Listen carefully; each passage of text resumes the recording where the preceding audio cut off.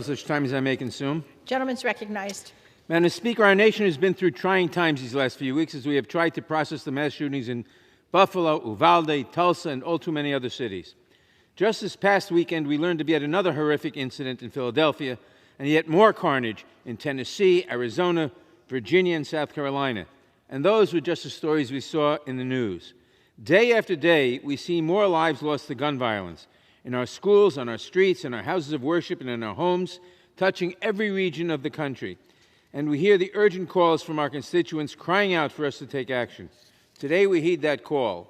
H.R. 7910, the Protecting Our Kids Act, is comprehensive legislation to address the scourge of gun violence, a blight that killed nearly 45,000 Americans in 2020 alone. It builds on the work of several of our colleagues, including Anthony Brown's Raise the Age Act, which would raise the lawful age to purchase an AR-15-styled semi-automatic assault rifle from 18 to 21 years old.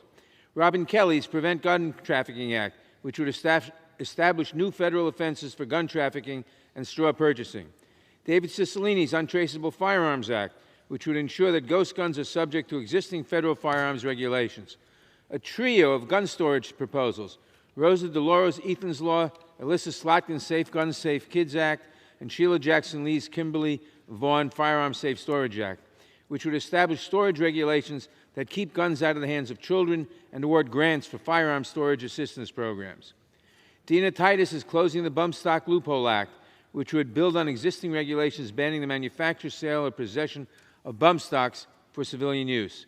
And Ted Deutsch's Keep Americans Safe Act, which would ban the sale, manufacture, and illegal possession of gun magazines that hold more than 15 rounds of ammunition.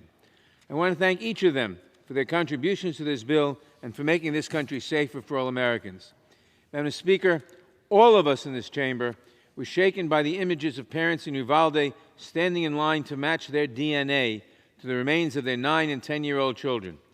Parents who should be picking up their children from school right now, but who instead are picking up the pieces of their lives, shattered by this unimaginable loss.